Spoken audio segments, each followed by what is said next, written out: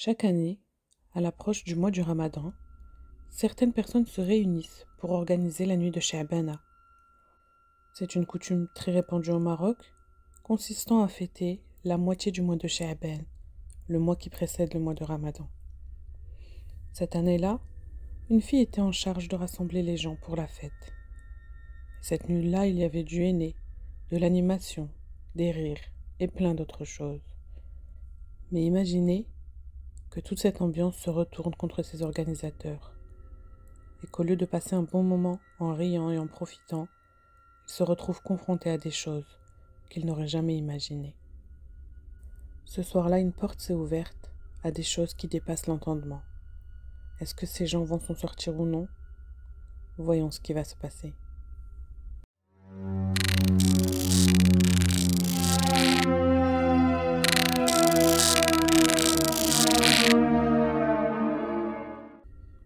Une fille du nom de Salma avait deux amies, Sabah et Rizlen. Elles étudiaient ensemble. Rizlen vivait à côté de Selma et Sabah vivait dans une ville un peu plus loin, mais venait souvent chez sa grand-mère dans le même quartier. Selma nous raconte qu'elle avait pour d'habitude chaque année d'organiser la nuit de Sha'bana, de se rassembler entre voisins et connaissances, de faire des jeux, du henné, etc., comme un petit mariage. La grand-mère de Sabah vivait seule depuis que ses enfants avaient grandi, s'étaient mariés et que son mari était décédé. C'est pour ça que Sabah venait souvent chez elle, et elle restait longtemps pour lui tenir compagnie. De mon côté, j'ai grandi avec Rizlen. Nous avons étudié ensemble, et nous nous connaissons depuis toujours.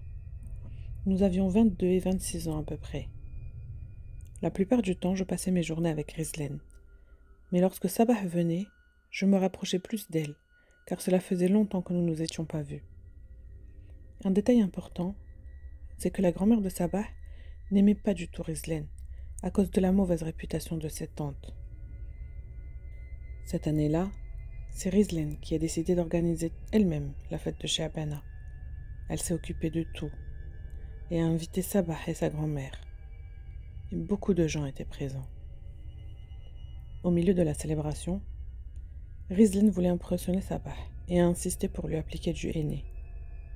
Sabah était contente et Rizlen s'est mis à lui dessiner des motifs sur les mains. Même si le résultat n'était pas parfait, ça rendait très joli. Ensuite, elles se sont mises à danser. Et moi, Selma, je suis restée assise pour les applaudir. Pendant que je regardais Sabah danser, j'ai remarqué quelque chose d'étrange. Ses mouvements étaient bizarres. J'avais la vague impression que Sabah était entrée dans un monde différent du nôtre. Je me suis dit que je devais peut-être me calmer et ne pas imaginer des choses. Mais le plus étrange, c'est que Rizlen et ses tantes, et certaines femmes présentes, ont commencé à tourner autour de Sabah. Elles tournaient et tournaient autour d'elle, en frappant des mains et en chantant. Puis soudain, Sabah est tombée par terre. Sa grand-mère, assise à côté de moi, a essayé de se lever pour aller voir ce qui se passait, mais elle n'a pas réussi, dû à son grand âge. Elle m'a regardée avec inquiétude et m'a dit « Ma fille, va voir ce qui lui arrive, s'il te plaît. » Je me suis précipitée vers Sabah. Elle était allongée au sol, inconsciente, et ne semblait plus être là avec nous. Pendant ce temps, Rizlen et les autres femmes continuaient de chanter et de frapper sur les tambourins, comme si de rien n'était. Je leur ai crié « Arrêtez! Arrêtez, elle s'est évanouie !» Rizlen s'est arrêtée et m'a regardée avec surprise. « Elle s'est vraiment évanouie ?» « Probablement, ai-je répondu. Elle pensait que Sabah faisait semblant et qu'elle allait se relever rapidement. Les femmes ont apporté des oignons et autres remèdes maison pour la réveiller. Et grâce à Dieu, Sabah a repris connaissance. Nous lui avons demandé ce qui lui est arrivé et si elle allait bien. Et elle nous a répondu « Je ne sais pas. C'est un sentiment étrange. Je ne peux pas vous l'expliquer. » Sa grand-mère l'a fixée d'un regard inquiet. Sabah semblait mal à l'aise, presque effrayée. Je lui ai proposé de partir si elle voulait, mais elle a refusé. Elle était habituée à être avec nous pendant ces fêtes et ne voulait pas partir. Mais elle n'allait clairement pas bien. Elle répétait qu'elle se sentait oppressée et mal à l'aise. Sa grand-mère a pris cela au sérieux et lui a dit « Si tu te sens pas toi-même, on peut partir ». Heureusement, la fête s'est terminée sans aucun autre incident, même si Sabah est restée perturbée et silencieuse toute la soirée.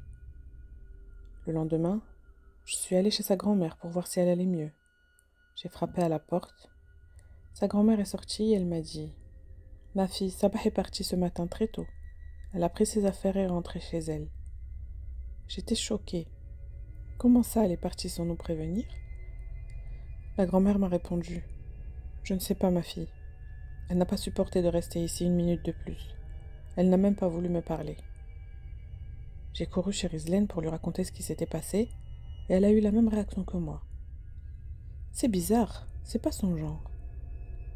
Nous avons essayé de l'appeler mais son téléphone n'était éteint. Nous avons alors contacté son père, qui nous a dit qu'elle était bien arrivée chez eux, mais qu'elle était malade et voulait se reposer. Nous nous sommes dit que c'était peut-être tout simplement la fatigue et que nous la rappellerions plus tard. Les jours ont passé, mais aucune nouvelle de Sabah. Après 4 jours sans nouvelles, Rizlen et moi avons trouvé cela tellement étrange que nous avons décidé d'aller directement chez elle pour voir ce qui se passait. J'ai demandé à mon grand frère de nous accompagner, car la ville de Sabah est à environ 150 km. C'était la première fois que nous allions chez elle. Nous avons demandé l'adresse à sa grand-mère avant de partir, et elle nous a dit « La ville est petite. Même si vous ne trouvez pas directement la maison, en demandant aux gens autour, ils vous diront où elle se trouve. » Mon frère n'était pas très rassuré à l'idée que nous partions seuls dans un endroit inconnu. Il a insisté pour nous accompagner. Après environ 2 heures de route, nous sommes arrivés. Mais une fois là-bas, impossible de trouver la maison. Nous avons demandé à plusieurs personnes, mais personne ne semblait savoir où elle se trouvait. Mon frère a suggéré « Allons manger quelque chose avant de continuer à chercher. On finira bien par la trouver. » Nous nous sommes donc arrêtés dans un petit restaurant. Et alors que nous étions assises, une femme est entrée. Elle était d'un certain âge et vendait du pain. Elle faisait le tour des cafés et restaurants et proposait plusieurs variétés de pain aux clients. Pain en la semoule, pain aux céréales, etc. En nous voyant, elle s'est approchée de nous et nous a demandé « Vous voulez du pain ?» Nous lui avons répondu poliment que non. Mais elle a remarqué que nous n'étions pas d'ici. Et elle a insisté. « Vous cherchez quelqu'un? Dites-le moi, peut-être que je peux vous aider. » Rizlen a essayé d'éviter la question, mais moi, j'ai décidé de lui demander.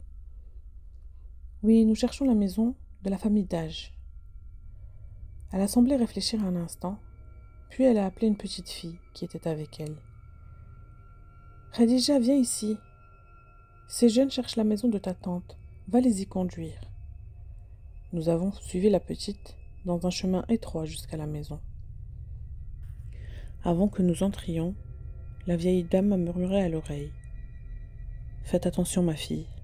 On dit que cette maison est hantée. Si vous êtes venue par simple curiosité, mieux vaut faire demi-tour maintenant. » Je n'ai pas bien compris ce qu'elle voulait dire, mais nous étions déjà là, alors nous avons décidé d'aller jusqu'au bout. Nous avons frappé à la porte, et une femme nous a ouvert. Son visage et sa façon de parler montraient qu'elle était très proche de Sabah. Elle nous a demandé qui nous étions, et nous avons répondu. Nous sommes des amis de Sabah, et nous venons de la ville pour prendre de ses nouvelles. Elle a semblé hésitante un moment, puis elle nous a dit « Attendez, je vais la chercher. » Quand Sabah est apparue, j'ai eu un choc. Ce n'était plus la même personne. Son visage était amaigri, ses yeux cernés et gonflés. Son teint était livide, comme si elle n'avait pas dormi ni mangé depuis plusieurs jours. Elle nous a regardé un moment, puis nous a fait entrer rapidement en disant « Ne restez pas dehors, je ne veux pas que les voisins vous voient. » Nous sommes entrés et on a trouvé une maison sombre, avec une odeur étrange, un mélange d'encens et de quelque chose d'indéfinissable. Nous avons été installés dans la salle des invités. Puis la femme qui nous a ouvert la porte est revenue avec un plateau de jus. Mais son regard avait changé. Elle nous regardait avec une expression que je ne pouvais pas comprendre, comme si elle se méfiait de nous. Elle s'est assise et nous a observés en silence. J'ai brisé ce silence et demandé à Sabah: Qu'est-ce qui t'arrive? Pourquoi es-tu partie si soudainement? Elle a baissé les yeux, puis a éclaté en sanglots. Je ne sais pas ce qui m'arrive. Je comprends pas. Depuis que je suis revenue ici, tout a changé. Nous lui avons demandé de nous expliquer. Et elle a commencé à parler, entrecoupant ses phrases de sanglots. Quand je suis revenue de la fête de Shabana, tout allait bien. Puis, la première nuit, j'ai commencé à ressentir des choses étranges. C'était comme si quelqu'un était dans la chambre avec moi. Je n'arrivais pas à dormir. Et puis à la maison, tout a changé. Mon père est devenu agressif avec tout le monde. Il ne supporte plus personne et il passe ses journées dehors. Ma mère est toujours en colère. Mes petits frères se disputent tout le temps. Avant, on vivait normalement. Mais depuis mon retour, tout va mal. Et moi je vois des choses. Je vois des ombres. Je ne comprends pas ce qui m'arrive. Rizlen l'a regardé avec méfiance et lui a dit: Peut-être que tu es juste fatigué ou stressé. Mais Sabah a secoué la tête et a murmuré: Non, c'est autre chose, j'en suis sûre. Quelqu'un m'a fait quelque chose. Rizlen a souri et lui a dit d'un ton moqueur: Tu penses vraiment que tu es ensorcelé? Arrête, Sabah, ne raconte pas n'importe quoi. Sabah l'a regardé d'un visage vide, puis a baissé les yeux et a murmuré: Je vois des choses, je ressens des présences, je ne dors plus la nuit. Ma maison est devenue un enfer. Mon père ne veut plus rentrer chez nous. Ma mère et mes frères sont devenus comme des étrangers. C'est comme si quelque chose avait pris possession de notre maison. Je me suis rapprochée d'elle et je lui ai demandé: Depuis quand ressens-tu tout ça? Elle a répondu: Depuis cette nuit de Shabana, depuis que j'ai perdu connaissance. J'ai échangé un regard inquiet avec Rizlen, mais cette dernière a seulement haussé les épaules et lui a dit: Tu devrais peut-être consulter un médecin, non? C'est pas forcément un problème surnaturel. Mais Sabah a secoué la tête.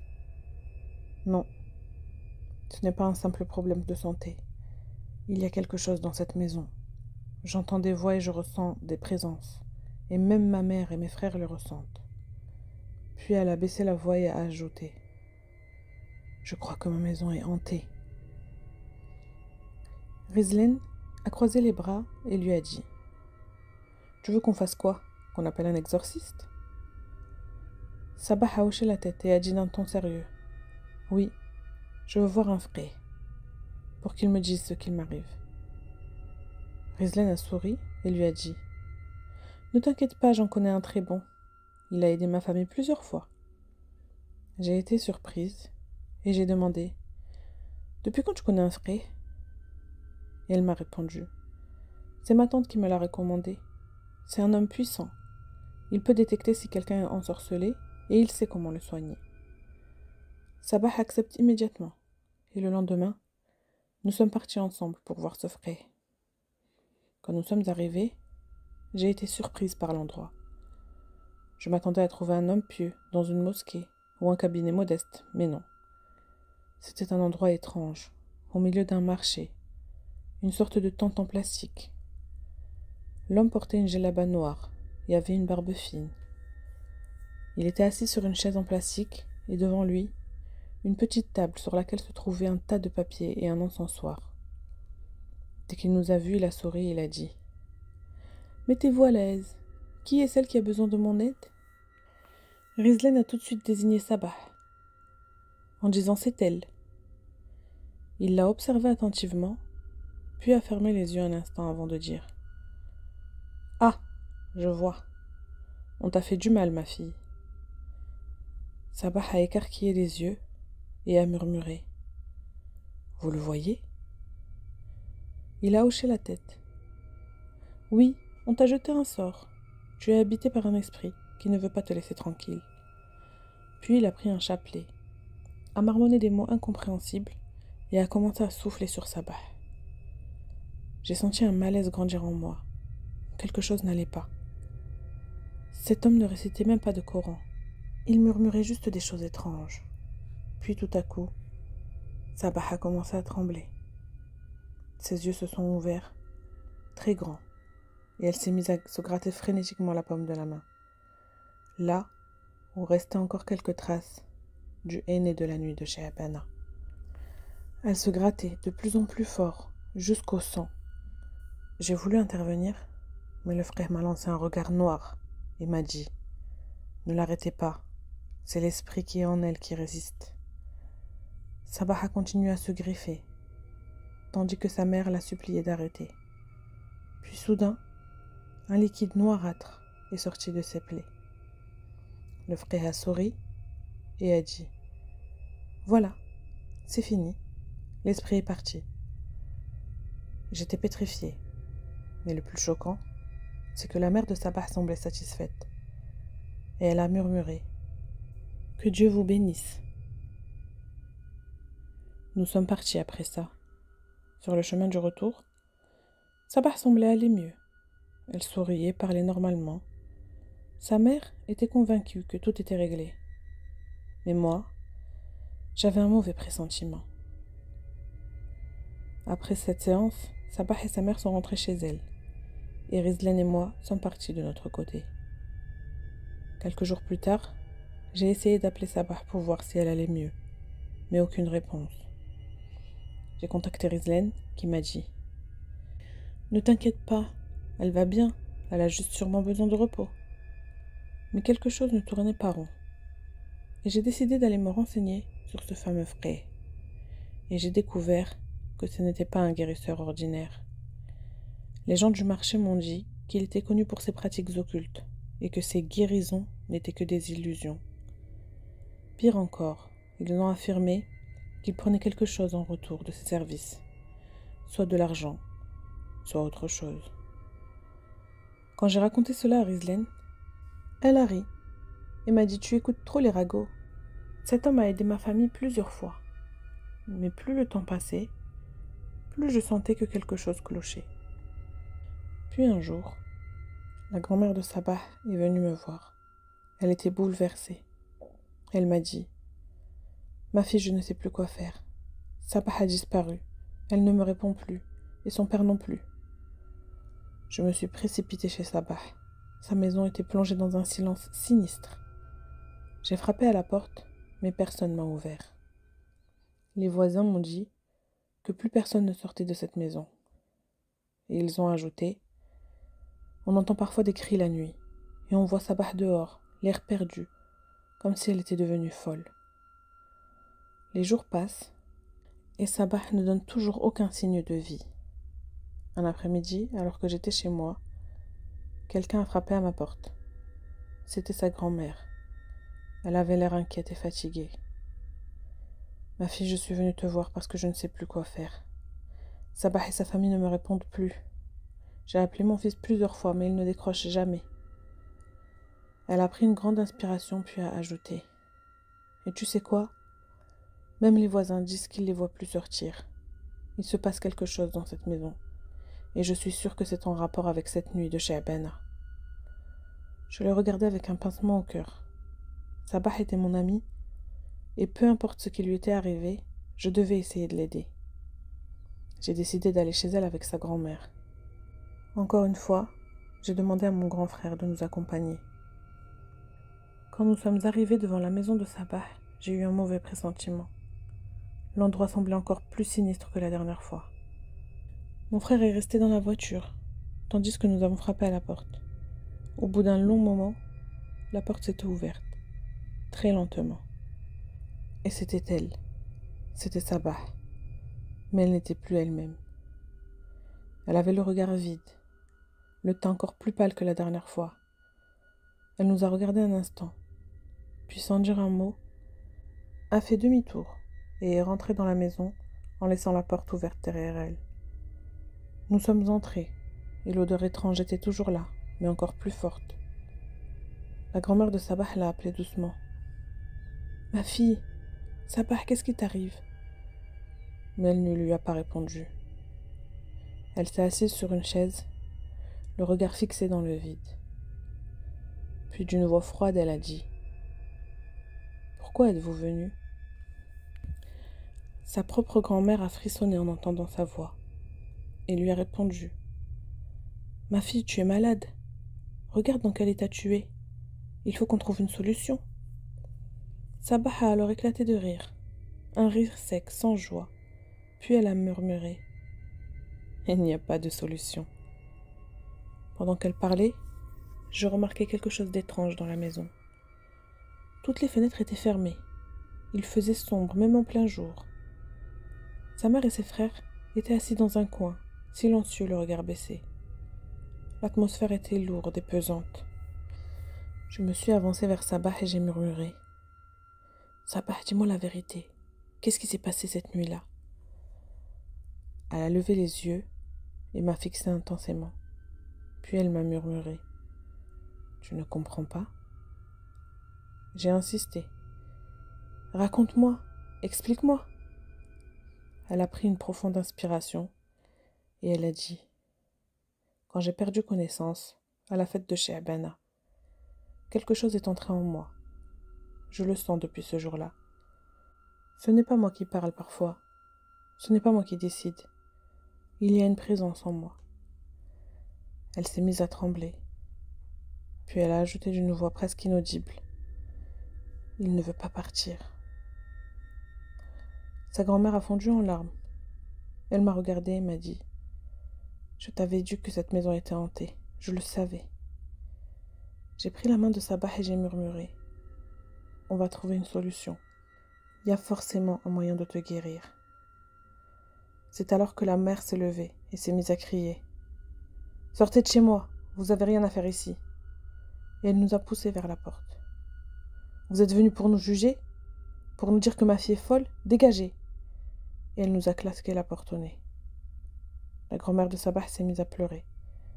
Et elle a murmuré: Ils sont perdus. Tous, cette maison est maudite. Nous sommes retournés chez moi, bouleversés. Les jours ont passé, et l'état de Sabah a empiré. Les voisins ont commencé à dire qu'elle errait parfois dans les rues, la nuit, pieds nus, en marmonnant des choses incompréhensibles. Certains disaient qu'ils l'avaient vue parler toute seule, comme si quelqu'un répondait. D'autres disaient qu'ils l'avaient vue gratter le sol avec ses mains, comme si elle cherchait quelque chose. Sa famille, elle, ne parlait plus à personne. C'était comme si la maison s'était renfermée sur elle-même. J'ai essayé d'en parler à Rizlen, mais elle évitait le sujet. Un jour, j'ai décidé de retrouver ce fameux frère. Mais quand je suis arrivée à l'endroit où nous l'avions vu, il n'était plus là. J'ai demandé aux gens du marché s'ils le connaissaient. Un vieil homme m'a regardé avec méfiance et m'a dit: Ce n'est pas un frère, c'est un sorcier. Il fait du mal aux gens, pas du bien. Et j'ai eu un frisson. Et c'est là que j'ai compris. Ce n'était pas un hasard si Rizlen nous avait emmenés là-bas. Ce n'était pas un hasard si Sabah était devenue encore plus malade après la séance. Rizlen savait quelque chose. J'ai essayé de l'interroger, mais elle a refusé de me parler. Elle m'a évité pendant plusieurs semaines. Puis un jour, j'ai appris une nouvelle terrible. Sabah avait disparu. Sa famille ne savait plus où elle était. Les voisins disaient l'avoir vue partir un soir, seule dans la nuit. Depuis, plus aucune trace d'elle. Sa maison était devenue silencieuse, plus sombre que jamais, et les rumeurs allaient bon train. Certains disaient qu'elle s'était enfuie, d'autres murmuraient qu'elle avait été emportée. Moi, je ne savais plus quoi penser. J'essayais d'appeler Rizlen pour lui en parler, mais son numéro ne fonctionnait plus, comme si elle aussi avait disparu. Depuis, Sabah a été retrouvée et internée plusieurs fois en vain. Maintenant, elle erre dans les rues. Je l'ai croisée un jour, et elle a fixé un mur en riant aux éclats, puis elle a chuchoté. C'est Rizlen qui leur a dit où me trouver, et il danse dans ma tête. Sa grand-mère est morte de chagrin. Elle m'a laissé un petit papier avec griffonné dessus. Ils ont dansé, et le diable a ri. Le aîné était ensorcelé ce jour-là. et c'est Rizlen qui l'a fait. Cette dernière, j'ai essayé de la confronter un jour. Maintenant, elle a un compte Instagram et une chaîne sur YouTube destinée à la vente de gris-gris et autres amulettes. Quand elle m'a vue, elle m'a dit « Toi aussi tu veux une protection contre le mauvais œil ?» Et je lui ai demandé si elle réalisait ce qu'elle avait fait à Sabah. Elle m'a répondu « Personne ne l'a forcée. À venir chez le cheikh, c'est elle qui a choisi. » Quelque temps plus tard, j'ai reçu un colis anonyme. À l'intérieur, un sachet de henné et une note. La prochaine Sha'bana, ce sera toi. Signé d'un R. Depuis cette histoire, tous les ans, pour Sha'bana, je m'enferme chez moi. J'éteins toutes les lumières. Je vérifie 10 fois que la porte est bien fermée. J'ai même brûlé la robe que j'ai portée ce soir-là. Rizlen avait-elle vraiment un rôle dans ce qui est arrivé à Sabah? Était-elle complice du frère? Et surtout, pourquoi elle aurait fait tout ça? Cette histoire à la fois terrifiante et mystérieuse nous apprend que les gens mal intentionnés peuvent être plus proches qu'on ne le croit. J'espère qu'elle vous a plu. N'hésitez pas à me dire ce que vous en avez pensé. Et si vous-même avez vécu une histoire paranormale, n'hésitez pas à nous la raconter à l'adresse email qui se trouve dans la description.